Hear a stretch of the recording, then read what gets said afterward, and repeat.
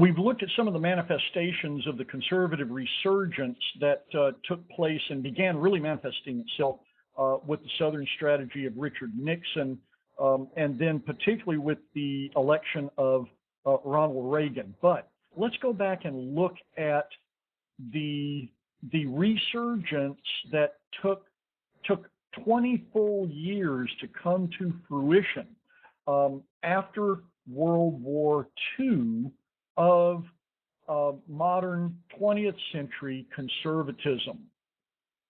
The era after World War II was dominated by kind of a liberal consensus. I'm misusing that word historically. Among historians, liberal consensus is a school of thought that emerged in the 1950s that said, oh, America's always been liberal, and they define it so that America fits into liberalism. But we can say that during the period of prosperity, that even because of the Depression and the New Deal and then World War II, and then prosperity afterwards, there were about 60 years in there, 50 to 60 years, in which the American society, American economy was decidedly more social democratic, more what we would consider today to be liberal. Beginning in about 1960, we see a concerted effort on the part of various kinds of conservatives to move the country to the right. First, they have to build a movement, and then they are able to capture the attention of the country. This is not to say that there was any kind of conspiracy. There's always a group of liberals who are either in power or out of power, and a group of conservatives who are either in power or out of power. And most of these people across generations continue to try to access power, and sometimes they can get it by exploiting opportunities that come their way, but they're always waiting. Well, the conservatives have been pretty badly beaten up by the downturn in the economy and then the swift upturn of the economy after the Second World War. And the Scopes monkey trial really did marginalize conservatism, so much so that conservatives could not really begin rebuilding until gains were being made by the civil rights movement, which galvanized white opinion. And instead of white mainstream opinion hinging on economic liberalism, it began hinging on racial conservatism. And on that, the conservative resurgence began to introduce ideas of political conservatism, of economic conservatism. I'm not saying that that conservatives of the 1960s were racist. Many of them were. Many liberals were racist. But what I'm saying is that once race became a political issue, then that softened up many people who considered themselves either moderate or liberal to pay more attention to what the conservatives were saying, and conservatives were able to build their movement based on that and a lot of other things. So what were the deep roots of modern contemporary for us conservatism? Well, after a period of angst and insecurity, the white suburban middle class really felt that it was that it was the hegemon, that it had the right to enforce its lifestyle choices on other groups of people, or at least not be bothered by having to confront the lifestyles of other people. The white suburban middle class really started feeling pretty muscular, particularly in the wake of the civil rights movement, of the student movement, of anti-war protests. and it wanted to, I guess, for lack of a better term, return to normalcy. It also started feeling really put upon with the economy that was knocking the stuffings out of the service economy and out of the manufacturing economy, and so it began flexing its political muscle. There was a reaction at the same time to the New Deal coalition, particularly because of the Great Society programs, this white suburban middle class feeling the pinch of inflation, ask itself, why should it pay taxes to support people who wouldn't, as you might say now, care for themselves? Also, the role of government came into question as the white suburban middle class began believing that government had taken too much of a role in the economy and fearing that its wealth would be redistributed to people it did not particularly care for. There's a significant role in the political landscape of anti-communist foreign policy. Remember, particularly when I talked about Jimmy Carter, how his foreign policy was not seen as being particularly muscular. Well, this is both a reaction by the white middle class to Nixon's recognition of China and the loss in Vietnam, as much as it was to Carter. But all three of those things together over the course of a decade made for good, solid ground upon which modern conservatives could stand.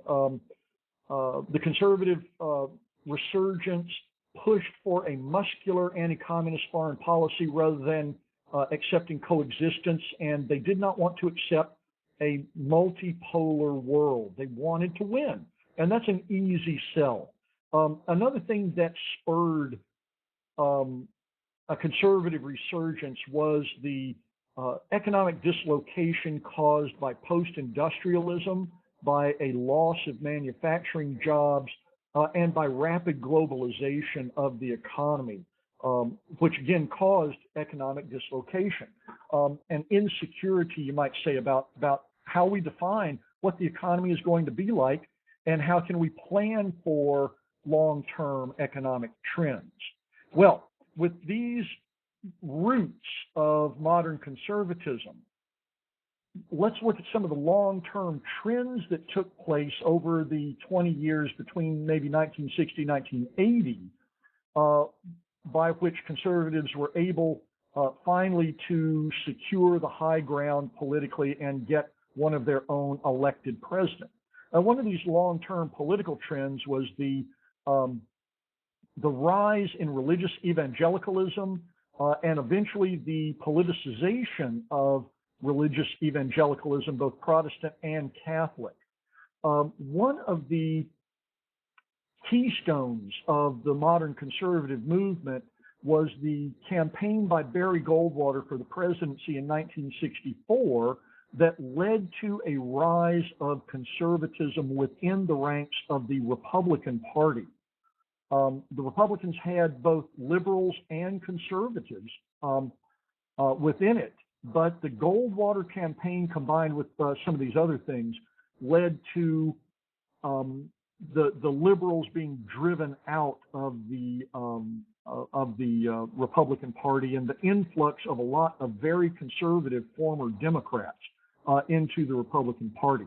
One of the things that brought those former Democrats in the Republican Party was the campaign based mostly on race of George Wallace, and then the Republicans' use of the Southern strategy in order to draw people who disliked the Civil Rights Movement and the Civil Rights Act of '64, the Voting Rights Act of '65, into the GOP. It marshaled the anti-civil rights feelings, you might say, of many conservative Southern and Western Democrats. And combined with the Goldwater campaign, the Southern strategy was a way to gain voters, but it really gave the Republicans an identity as a very socially and economically conservative party, but it also gave them a bunch of votes. And so they we'll see how that works out in the next 10 years to see if that is a continually workable strategy. It's certainly been a workable strategy since 1980. Again, with weak or perceptively weak foreign policy, then conservatives could stake out the muscular foreign policy side of the aisle. And also, one of the long-term trends that helped the conservatives to surge forward is that 20th century liberalism had run out of ideas. It had become fatigued. It was no longer the leading edge, but had become a caretaker of a system that it was satisfied with. A flexible foreign policy system, as demonstrated by Richard Nixon. I'm sorry, I just lost a word there. Its desire, 20th century liberalism focused on the rights of the individual being strengthened under law and by government rather than secured by communities and families.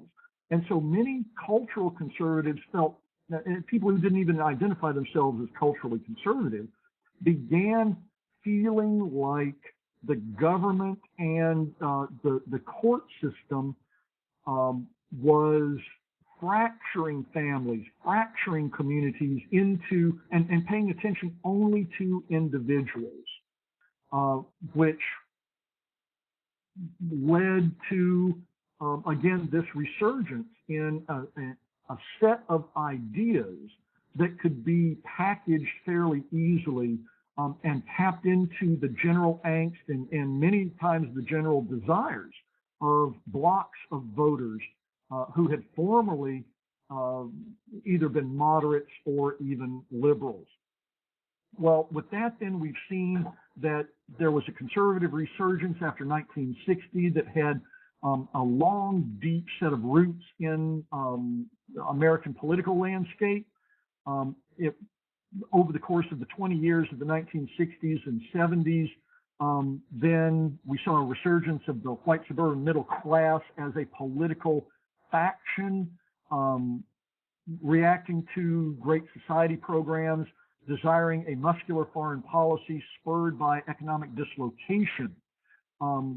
We see that the rise in politicized evangelicalism, and the division of the parties into a more conservative Republican Party and a more socially democratic Democratic Party, then begins setting up across the face of the U.S. The political system that pertained throughout the 1980s, 90s, and into the 2000s. And with that, I again thank you very much.